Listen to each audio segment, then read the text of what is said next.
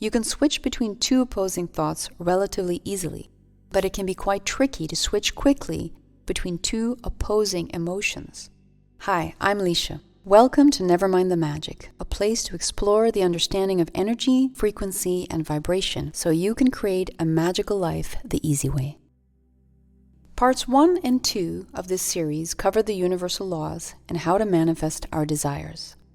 We also discussed how we sometimes sabotage our best efforts and how we can access our limiting beliefs.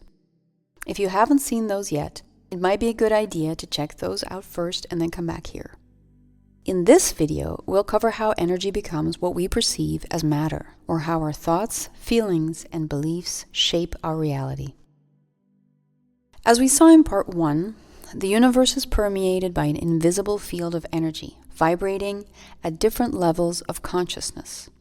And everything in existence arises from this field by following certain laws. When we impress this field with our thoughts, we set the creative process in motion. Essentially, it works like this. All manifestations start with an idea or a thought. When we add feelings to our thoughts, they become a more active expression of our vibration. When we consistently repeat the same or similar thoughts and feelings, they become convictions or beliefs, and our beliefs manifest our perceivable reality. Let's use the analogy of the different states of water to clarify this point. As we know, water molecules behave differently depending on the temperature they're exposed to. The three common states of water are steam, water, and ice. Now let's imagine that our thoughts are like steam, our feelings are like water, and our beliefs are like ice, each representing a different vibrational state in the manifesting process. Let's take a closer look at each of these. Steam is likened to thoughts. From an energy perspective, our thoughts are like steam. The energy of a thought or an idea is flexible and changeable. Like steam, it's light and you can play with it. For example, you can choose to think, I love driving, and the next second, you can choose to think, I hate driving. You don't have to put much effort into changing from the first thought to the second one. Your personal opinion about driving, which is always informed by your experiences, may vary, but that doesn't prevent you from making a conscious choice about what to think. So thought energy is quite moldable and can be changed relatively quickly. The activity of thinking could be considered the first stage of conscious creation. We decide what we want, and then we consciously direct our thoughts to align with those desires. In this stage, we have the flexibility to play around with different ideas and options. Once we've decided what we want, we can consciously and consistently direct our thoughts, and in the process, we set in motion the molding of energy into the reality we desire to manifest. Next up are feelings. Water is likened to feelings. From an energy perspective, our feelings are like water. The energy of our feelings is still flexible, but not as flexible as our thoughts. When you move your hand through steam, you'll feel very little resistance, but moving your hand through a body of water feels tangible. You can feel the flowy resistance of the water molecules against your skin. Like water, our feelings are of a denser vibrational nature. That is why we experience them more deeply than thoughts. And even though we can shift feelings, depending on how strong they are, it takes more work. You can switch between two opposing thoughts relatively easily, but it can be quite tricky to switch quickly between two opposing emotions. Nevertheless, for a smooth manifesting journey, we need to mind our moods, because feelings have a deeper impact on our results than thoughts. Ideally, we have to keep our feelings aligned and flowing in the general direction of our desires. When our feelings are predominantly positive, we're more likely to manifest what we want because we are aligned with the universal field. Of course, we can't be positive all the time. Life comes with challenges. Sometimes we must take a beat to recover and manage our emotions. But keeping our emotional vibration high is the general idea. Now on to the next state. Ice is likened to beliefs. From an energy perspective, your beliefs are like ice in this analogy.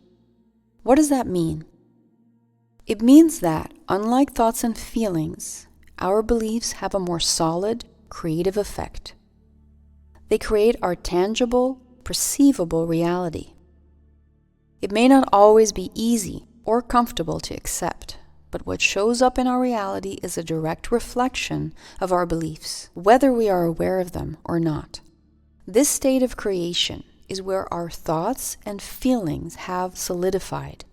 Our beliefs are like the structure that keeps our reality in place. They create our world, and we can perceive them with our senses as much as we can perceive a block of ice. It is solid and tangible. Here's why this is so important to understand. Our beliefs are often ingrained in our worldview. What we believe matters to us. And from those beliefs, we create the matter that makes up our reality. But as history shows us, beliefs can be misleading. Human beings have believed all sorts of things throughout the ages, and our perspective on reality keeps changing as we evolve. The same is true for our personal histories. As we saw in part 2, our life experiences create our beliefs. Some of those beliefs are very helpful, but the ones that aren't will block our progress until we change them. And we all have beliefs that can use some tweaking.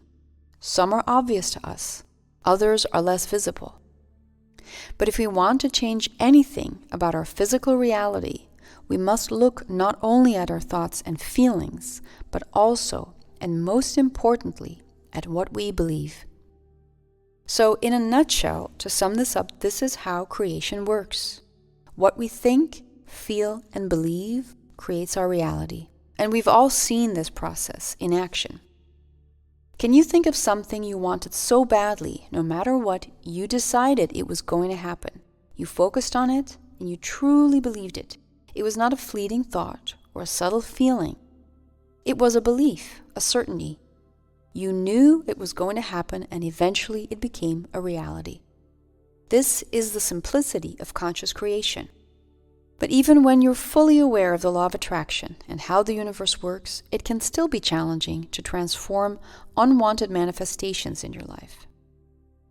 That's because human beings are very good at adjusting to adversity. Sometimes we hide parts of ourselves in the recesses of our subconscious mind until we're ready to face them. We may even be fully aware of what is hindering us and still struggle to change it. Nevertheless, since everything is energy, there are many ways to play around with it and shape it into the reality we desire without using force. It may require self-reflection, self-care, and most of all, a willingness to change. But if we can learn to relax, let go, and allow our intuition to join in on the game, our self-imposed limitations will reveal themselves. With that new awareness, we can make new and improved choices for ourselves and the generations that follow. As we wrap up this series, let's quickly review what we've covered. In part 1, we discussed what universal energy is from a scientific and spiritual perspective. We also covered what to be aware of if we want to move with the flow of the universe instead of against it. Part 2 discusses the human experience, including how we interact with our reality and how we use the different levels of our minds to create our life experiences. Again, if you haven't seen those, check out the link in the description. And lastly, in Part 3, we looked into how our thoughts, feelings, and beliefs mold our reality through the analogy of the 3 states of water. To wrap this up, let's answer this question. Can we manifest whatever we want? In essence, yes, we have the freedom and the potential to create the reality we desire, whatever that looks like. But in this series, we touched upon the importance of our intuition and how it guides us on our journey. What we call intuition is the part of us that is intricately connected to the universal energy field. It holds the bigger picture of our soul's broader intention. There are certain things we desire to experience, not only from a human perspective, but also from a soul perspective and even from a collective perspective. So there's always a higher guiding element to our life experience. This higher guidance is not separate from us. It is a part of us. It's essentially who we are. If we want our experiences to be as pleasurable as possible, we need to align with this infinite self. That way we avoid unnecessary hardship. If we use force to try and manifest something, we may either fail in our attempt or manifest things that, in the end, don't make us happy. There's nothing wrong with that because the universe doesn't judge. So whatever you decide, it's all part of your journey. It's just a lot more fun to create your experiences in collaboration with the infinite field and your inner guidance, simply because it feels amazing. And with that, we've come full circle with the beginning statement of this series. We all want something, but underneath our desires, we all have one common desire: to feel good. So why not start there? Because as we saw in part 1, the more we tune into a positive approach in the present moment, the more positive experiences we draw into our reality. And that wraps up this series. I am so happy you joined me today, and I truly hope this information will help you have more fun on your journey.